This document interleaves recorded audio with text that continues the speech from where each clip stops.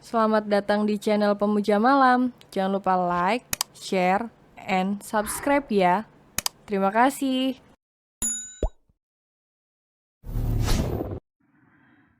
Chapter 35. Termakan Sumpah. Mirna dan sang suami saling melempar pandangan. Nampak mereka memikirkan hal yang sama. Keduanya bergegas keluar kamar yang kebetulan di ruang tamu ada beberapa anggota Mapala yang tengah datang untuk menjenguk. Dan di antara mereka ada Anggi, yang merupakan salah satu teman Aldo yang ikut mendaki.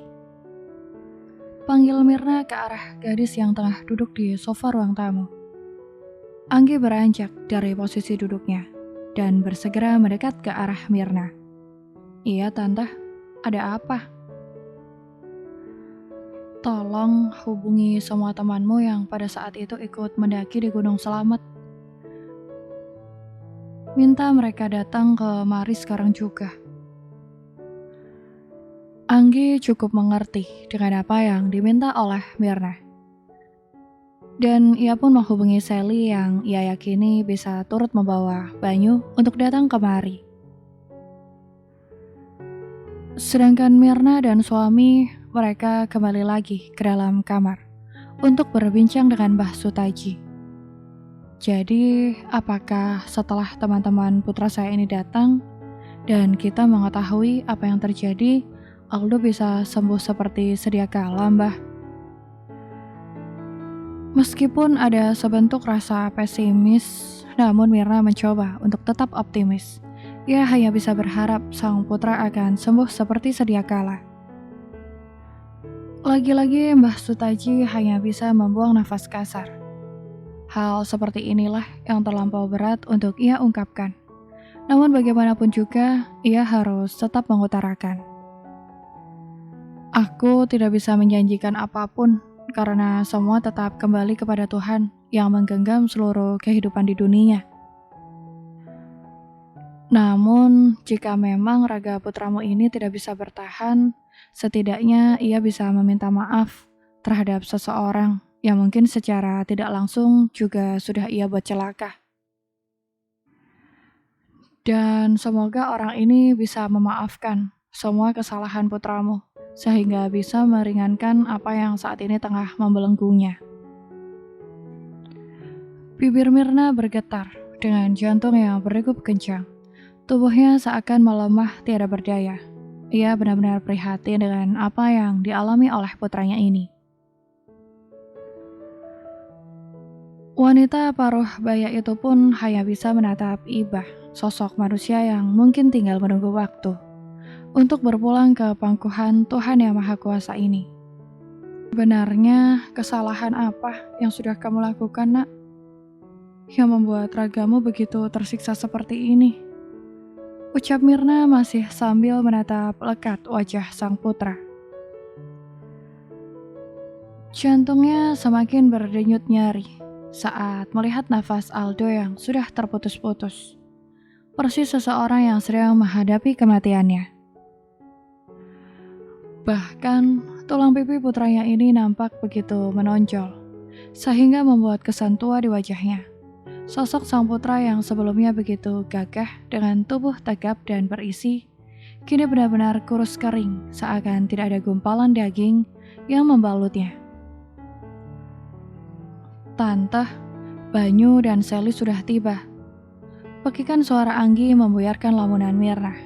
Wanita paruh baya itu bangkit dari posisinya dan gegas menemui kedua teman putranya ini. Banyu, Sally, tolong putra tante, Nak, tolong.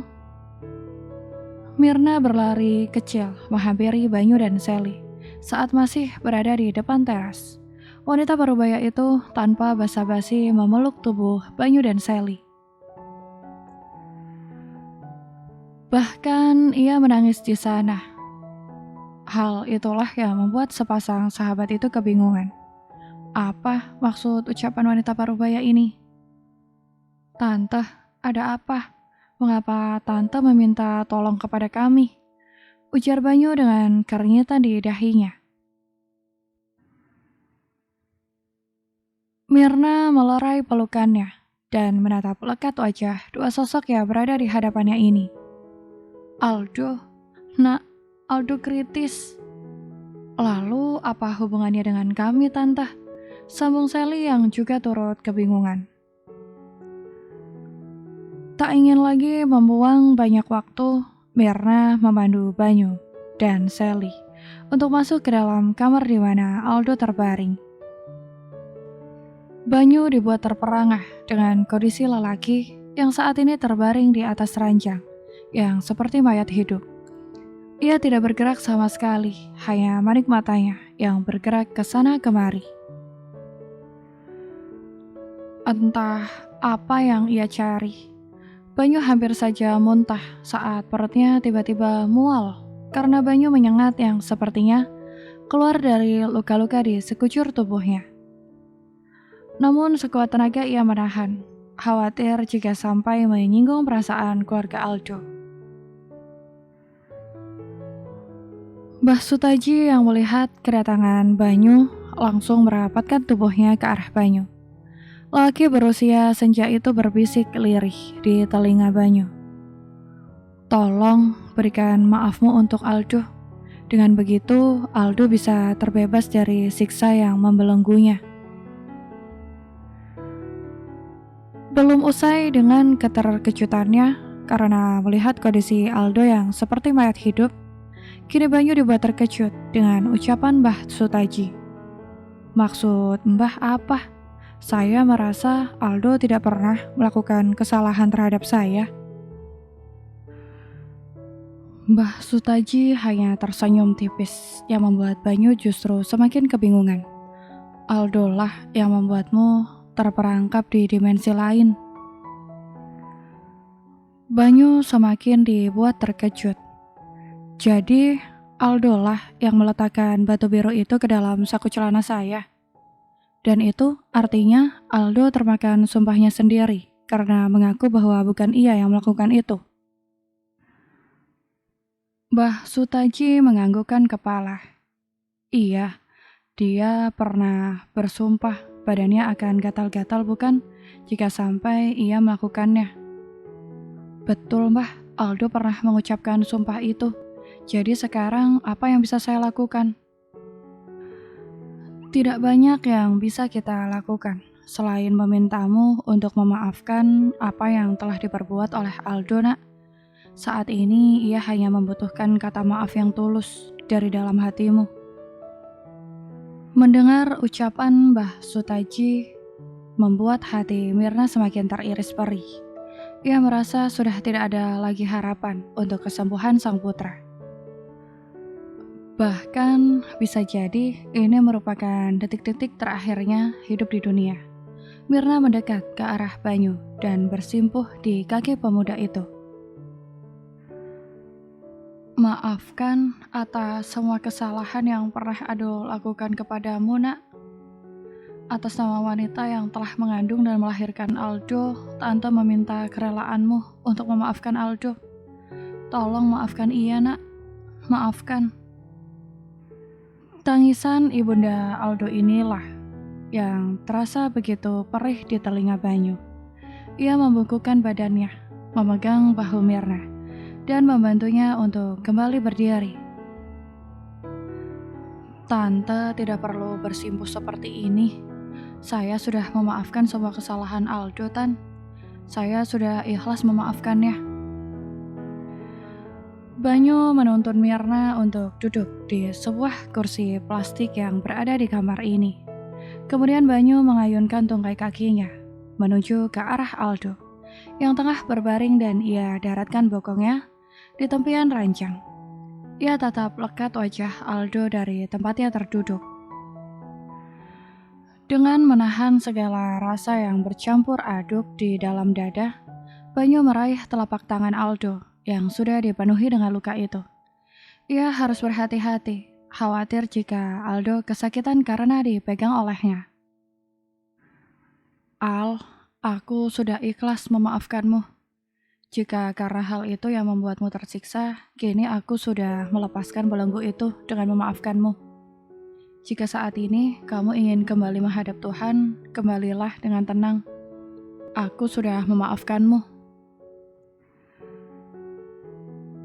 Sungguh di luar dugaan. Manik mata Aldo yang sebelumnya hanya menatap langit-langit kamar, kini bergeser ke arah Banyu.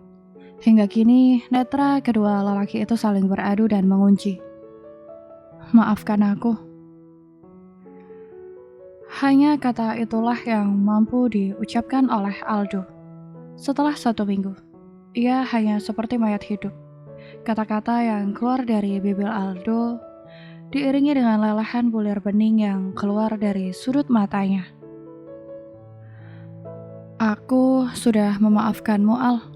Sekarang jika kamu ingin pergi, maka pergilah dengan tenang. Tiba-tiba nafas Aldo nampak tersengal-sengal. Ia seperti seseorang yang kesusahan untuk meraup oksigen yang berada di dalam ruangan ini.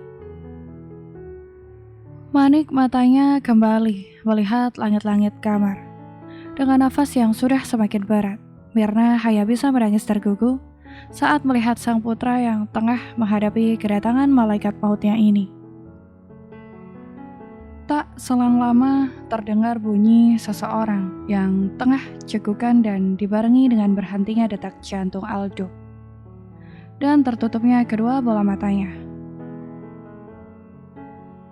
Aldo, teriak Mirna histeris saat melihat sang putra telah berpulang ke pangkuan Tuhan.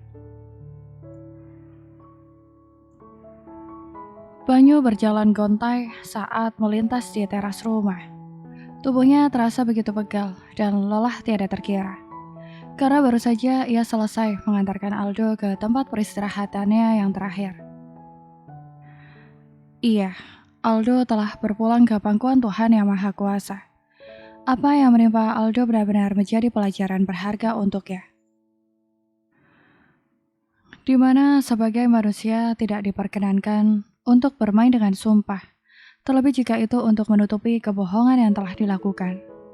Banyu yang hanya bisa bernafas lega, setidaknya saat ini Aldo tidak lagi kesakitan dan tersiksa dalam rasa sakit yang membelenggunya.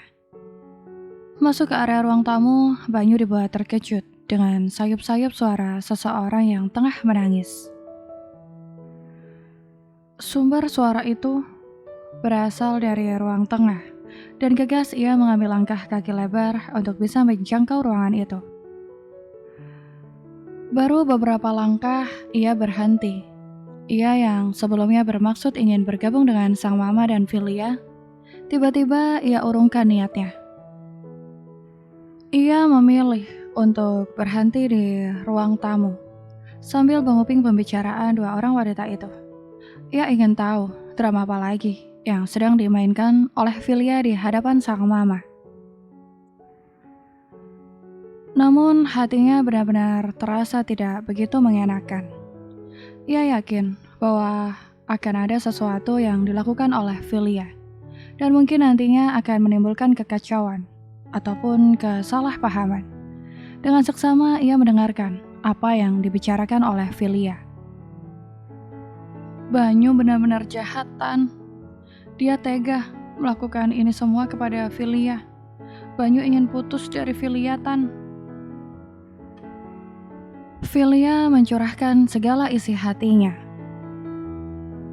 yang dibumbui oleh derai air mata kepada Kinanti untuk membuat wanita paruh baya itu bersimpati kepadanya. Sedangkan Kinanti sendiri hanya bisa menatap bingung wajah wanita ini. Entah ekspresi apa yang harus ia tampakkan. Namun kejadian di restoran beberapa waktu yang lalu sungguh membuat rasa simpati kepada perempuan ini mulai terkikis. Lebih baik kamu selesaikan ini semua secara baik-baik dengan Banyu. Tante sungguh tidak bisa membantu apapun. Filia yang sedari tadi menunduk, kini sedikit ia dongakkan wajahnya. Ia tatap wajah Kinanti ini dengan penuh harap. Berharap agar ia dibantu untuk bisa menjalin hubungan yang baik dengan Banyu. Tante seorang wanita bukan? Jika Tante seorang wanita, Pasti Tante bisa merasakan apa yang Filia rasakan. Iya, Vi. Tante paham dengan apa yang kamu rasakan. Namun, bukankah putus dalam sebuah hubungan itu merupakan hal yang sangat wajar sebelum seseorang itu menikah? Karena mereka masih berada di dalam fase saling mencari dan menyeleksi mana yang terbaik untuk dijadikan pendamping. Jadi wajar saja jika putra tante memilih untuk mengakhiri hubungannya denganmu. Filia sedikit tersentak mendengar apa yang diucapkan oleh Kinanti. Dari kalimat yang terucap sudah sangat jelas bahwa wanita parubaya ini sudah tidak lagi berpihak kepadanya. Ia pun memutar otak untuk bisa kembali meyakinkan Kinanti. Ini bukan perkara wajar dan tidak wajar, Tante. Ini sudah menyangkut harga diriku sebagai seorang wanita, karena Banyu sudah mencabik-cabik semuanya. Kedua netra Kinanti menyipit. Dahinya pun turut mengernyit. Ucapan Filia ini sungguh terdengar begitu rumit. Mencabik-cabik harga dirimu. Maksud kamu apa, Vi? Tante sungguh tidak mengerti. Filia kembali menundukkan wajahnya. Kini ia berusaha untuk bisa membuat air mata yang keluar jauh lebih deras dari sebelumnya. Bahkan, ia memulai perannya sebagai wanita yang paling terluka dan terkoyak harga dirinya. Sebagai seorang ibu, bagaimana perasaan Tante jika melihat anak perempuannya ditiduri oleh kekasihnya, direnggut kesuciannya, kemudian ditinggalkan begitu saja? Kedua netra Kinanti semakin menyipit, dan di dalam dadanya ada sedikit rasa yang sulit untuk ia ungkapkan. Ia merasa ucapan Filia ini mengarah kepada Banyu, putranya. Apakah maksud Filia ini Banyu sudah meniduri dan merenggut kesuciannya? Apakah betul jika putraku melakukan hal nista seperti itu? Banyu, kalau sampai kamu melakukan hal itu, kamu benar-benar sudah mengecewakan Mama, Nyu. Bersambung.